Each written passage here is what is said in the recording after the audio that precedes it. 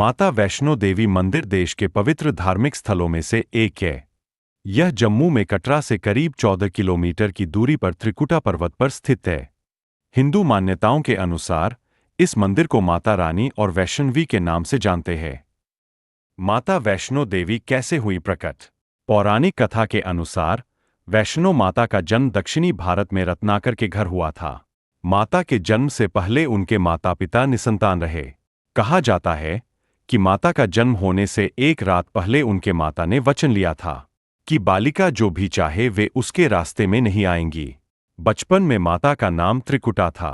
बाद में उनका जन्म भगवान विष्णु के वंश में हुआ, जिसके कारण उनका नाम वैष्णवी कहलाया। मान्यता है कि माता वैष्णो देवी ने त्रेता युग में माता पार्वती, सरस्वती और लक्ष्मी के रूप में मानव जाति के कल्याण के लिए एक सुंदर राजकुमारी का अवतार लिया था।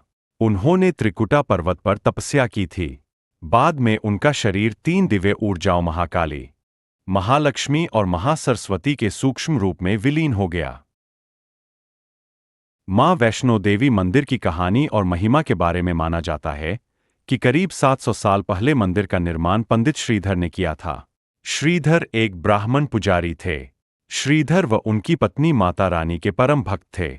एक बार श्रीधर को सपने में दिव्य के जरिए भंडारा करने का आदेश मिला, लेकिन श्रीधर की आर्थिक स्थिति अच्छी नहीं थी, जिसके कारण वह आयोजन की चिंता करने लगे और चिंता में पूरी रात जागे।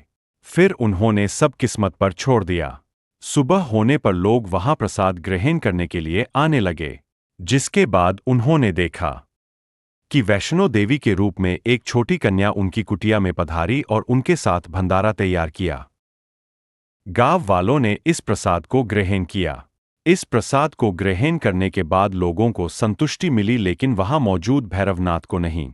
उसने अपने जानवरों के लिए और खाने की मांग की, लेकिन वहां वैष्णो देवी के रूप में एक छोटी कन्या ने श्रीधर की ओर से ऐसा करने से इनकार कर दिया, जिसके बाद भैरवनाथ ये अपमान सह नहीं पाया और उसने दिव्य लड़की को पकड़ने की कोशिश की, लेकिन वह ऐसा करने में विफल रहा। लड़की गायब हो गई। इस घटना से श्रीधर को बहुत दुख हुआ।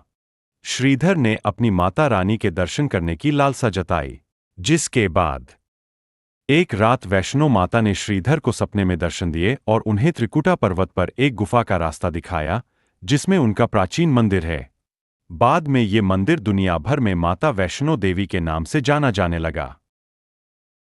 भैरव बाबा के दर्शन जरूरी। धार्मिक मान्यता है कि मां वैष्णो देवी के दरबार में आने वाले श्रद्धालुओं की यात्रा तब तक पूरी नहीं मानी जाती जब तक भक्त भैरव घाटी जाकर मंदिर में भैरव बाबा के दर्शन न कर लें।